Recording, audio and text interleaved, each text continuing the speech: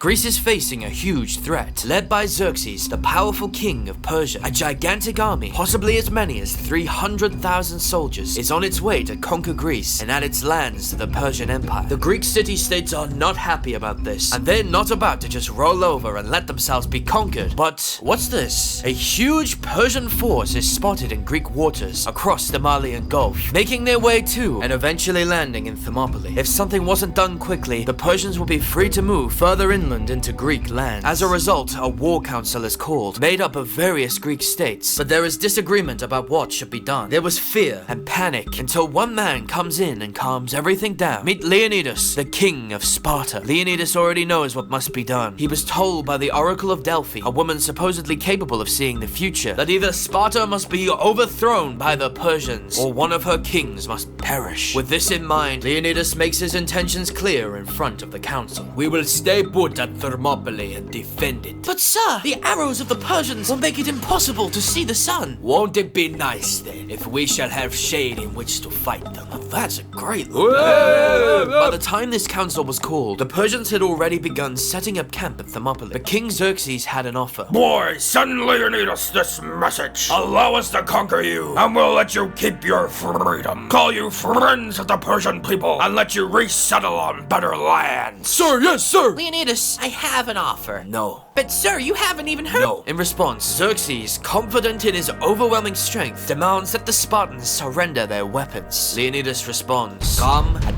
take them. Xerxes is left with no choice. A fight it is. Leonidas selects 300 elite Spartans as the royal bodyguard. He knows he doesn't have the numbers to win against the Persians, and that death is almost certain. So to fight alongside him, he selects only men with living sons, so that the families would live on through the men's heirs. And so, the Spartans, along with around 7,000 other Greek soldiers, set off with their mission to delay the Persian advance into Greece. They would do this at a narrow mountain pass called Thermopylae. This spot had a distinct advantage for the Greeks. Even though Xerxes had a huge army, the pass was so narrow that only a few soldiers could fight at any one time. Adding to this, at the narrowest part of the pass of Thermopylae, called the Middle Gate, the Phocians had built a defensive wall back when Thermopylae was a part of their territory, narrowing the pass further. Behind this wall was where Leonidas set up camp. There was just one small thing, a mountain track that could be used to outflank the Greeks, if the Persians knew about it. Leonidas prepared for this though, sending 1,000 Phocians to defend the pass. By this point, Xerxes had set up camp at Thermopylae and had waited for 4 days, hoping that the size of his army would scare off the Greeks. This did not happen. In fact, a Persian spy even told Xerxes that he saw the Spartans exercising naked and playing with each other's hair. Xerxes grew angry. They disrespect me by staying there. Do they not see how big my army is? It's not the size of the army, sir. It's how you... Quiet, boy! I think we could take some of these idiots prisoner. Tell the Medes and the Scythians to prepare themselves and get those archers warmed up. This sparked the beginning of what would become 3 days of ferocious fighting.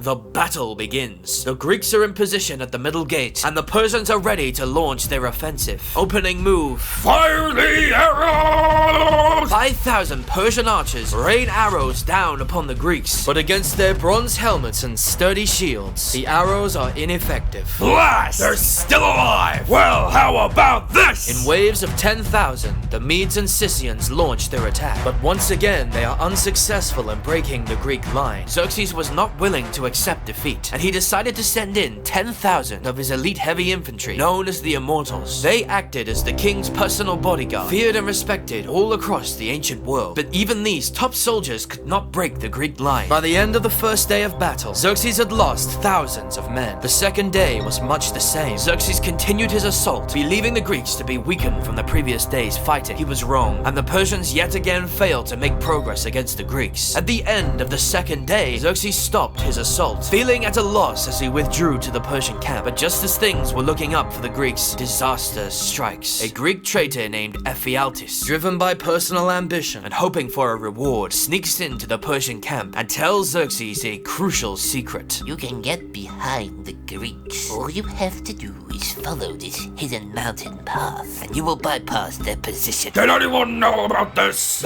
You people are idiots. Commander Hydarnes, take some men and what remains of the immortals! Follow that path and outflank those Greeks! Sir, yes, sir! It's dusk. Can you hear it? It's the Persians, and they're coming down the mountain path. The Phocians were shocked. They jumped up and quickly armed themselves, moving uphill, ready for battle. But what's that? That's right, another rain of arrows. The Phocians retreated. By approaching from behind, along the ridge of Mount Oenopion, the Persians could now continue their advance and encircle the Greeks. If undelayed, the Immortals would finish their ascent at the path by morning.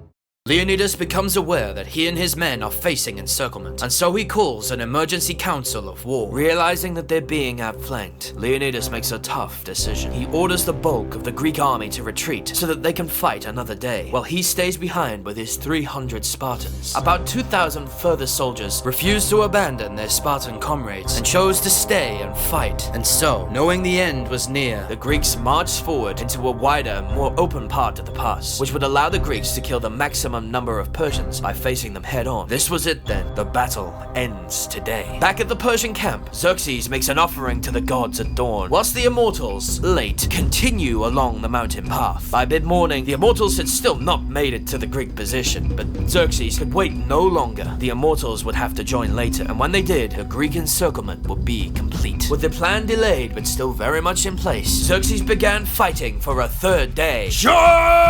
10,000 men, light infantry and cavalry, close in on the now exposed Greek position. The Spartans fought until their spears shattered, and then they fought with their swords. And when their swords broke, they used their fists, their teeth, anything they could to resist the Persian advance. But then, more arrows, and this time, another disaster. I'm down! King Leonidas was dead. The Spartans were overwhelmed. They fought viciously with the Persians to recover the body of their king. But then, the Immortals arrive. The Greeks retreat back behind the Phocian wall to the top of a hill, and the remaining Greeks watch as the Phocian wall is torn down by Xerxes' men. And soon after, the Greeks were completely surrounded. Arrows continued to rain down until every last Greek soldier fell. The battle was lost, and the Persian army was able to advance through much of Greece, even managing to capture and destroy Athens. But eventually, the Greeks managed to win decisive battles at Salamis, Mycale, and Plataea against the Persians, and by the following year, the Persians were decisively defeated. The second Persian invasion of Greece was over.